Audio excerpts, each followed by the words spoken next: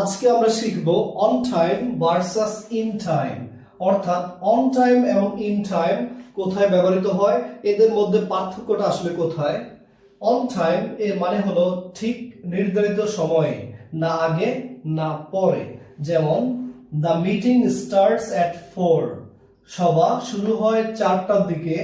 And he attends the meeting at 4, আর সে সবাই উপস্থিত হয় 4টার দিকে, মানে আগেও না পরেও না। এই ব্যাপারটাকে বলা যায়, দ্যাট মিনস এর মানে হলো হি ইজ অন টাইম, সে ঠিক সময়ে সঠিক সময়ে সবাই উপস্থিত হয়েছে, এই জন্য বলা যায় হি ইজ অন টাইম। এবার আসো আরো একটি example. The train arrived on time, ট্রেনটি সঠিক সময়ে পৌঁছেছিল, ঠিক যেই সময়ে পৌঁছার কথা। এবার দেখো ইন টাইম, সময় শেষ হওয়ার আগেই বা দেরি হওয়ার আগেই। যেমন একটা টাইম ফিক্সড করা হয়েছে, ঠিক তার আগেই এসে পৌঁছানো।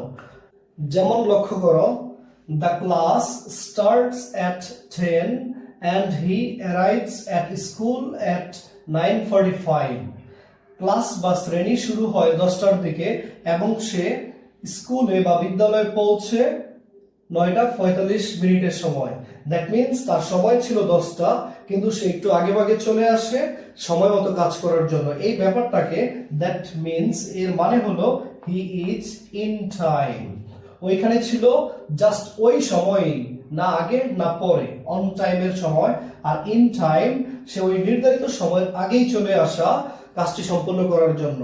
এই জন্য এই ক্ষেত্রে বলা যায় হি ইজ ইন টাইম। যেমন একটি এক্সাম্পল, আরো একটি, আই ওয়েন্ট দেয়ার, আমি সেখানে গিয়েছিলাম ইন টাইম, সময় মতো, টু কল হিম, তাকে ডাকার জন্য। তার মানে জাস্ট সময় শেষ হওয়ার আগেই, যাতে দেরি না হয় এমন একটা পূর্ব মুহূর্তেই আমি সেখানে গিয়েছিলাম তাকে ডাকার জন্য। সো আশা করি বুঝতে পেরেছো কোথায় অন টাইম এবং কোথায় ইন টাইম ব্যবহৃত হয়। ধন্যবাদ সবাইকে।